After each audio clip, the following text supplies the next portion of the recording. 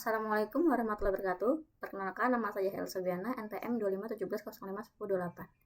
Di sini saya akan mengerjakan tugas pengganti, yaitu membangun pola pikir mahasiswa. Mahasiswa harus mulai berpikir, tidak hanya belajar untuk lulus, tapi belajar untuk siap menghadapi dunia nyata. Salah satu cara utama untuk membentuk pola pikir ini adalah melalui organisasi, karena organisasi mengajarkan tanggung jawab, komunikasi, kepemimpinan, dan problem solving sejak dini. Pengalaman dan riwayat organisasi dari Kak Putra. Ketua Umum Himakom Unila 2025 sampai 2026.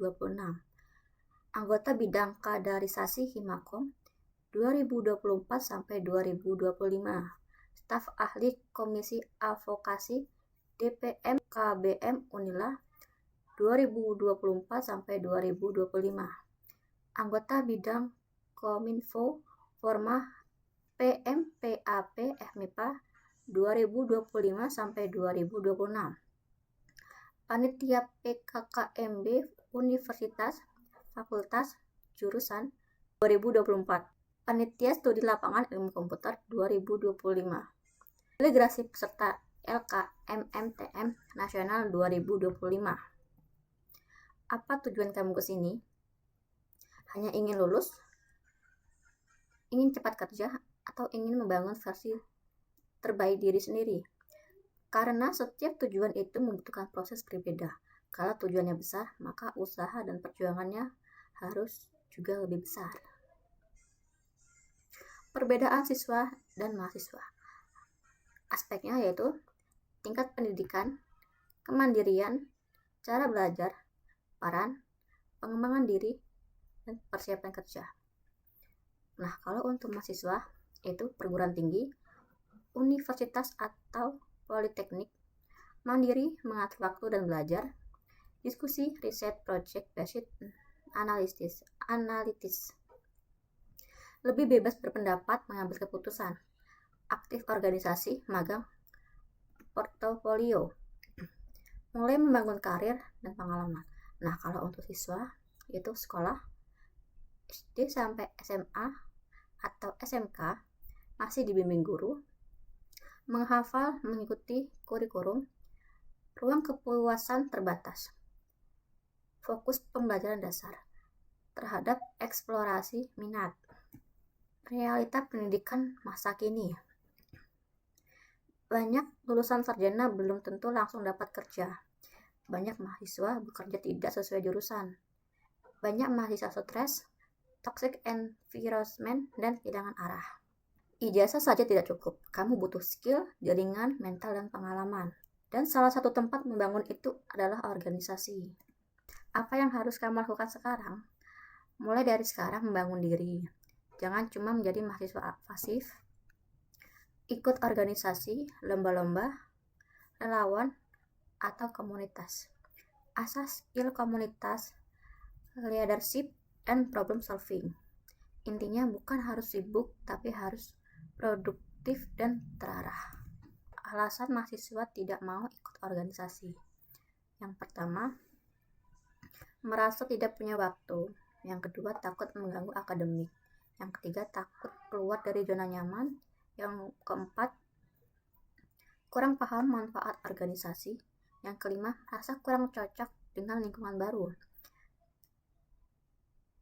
Yang keenam, takut beban tanggung jawab. Yang ketujuh, merasa organisasi tidak memberi uang. Yang kedelapan, kurang motivasi dan kurang punya tujuan yang jelas. Persyaratan magang dan kerja.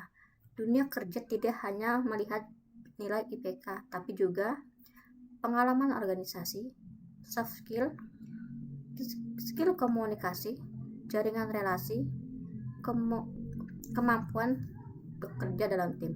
Artinya, organisasi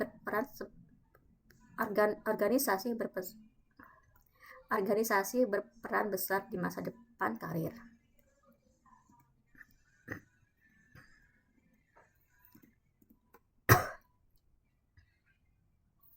Apa langkah kamu selanjutnya?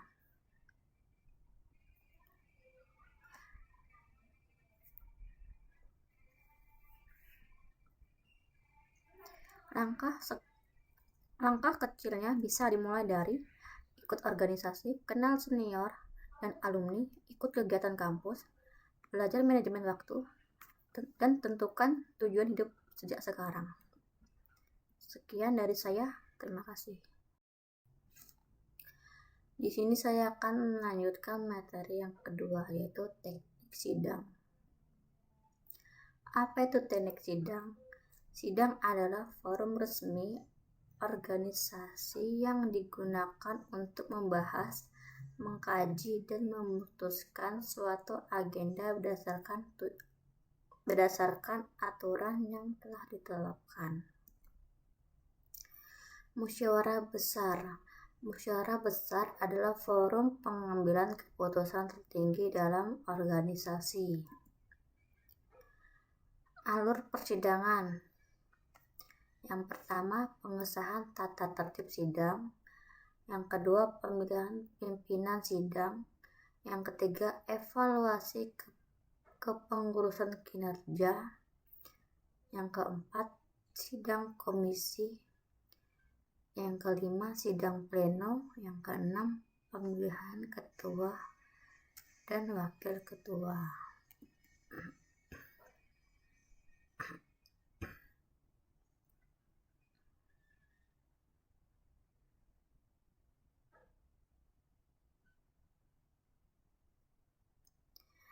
Apa perbedaan sidang komisi dan sidang pleno?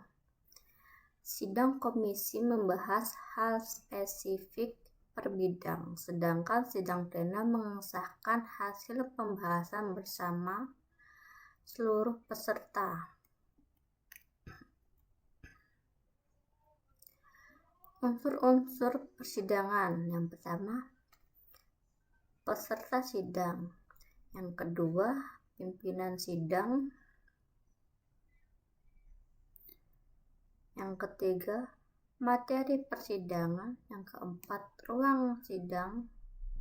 Yang keempat, ruangan sidang. Yang kelima, perlengkapan sidang. Dan yang keenam, tata tertib.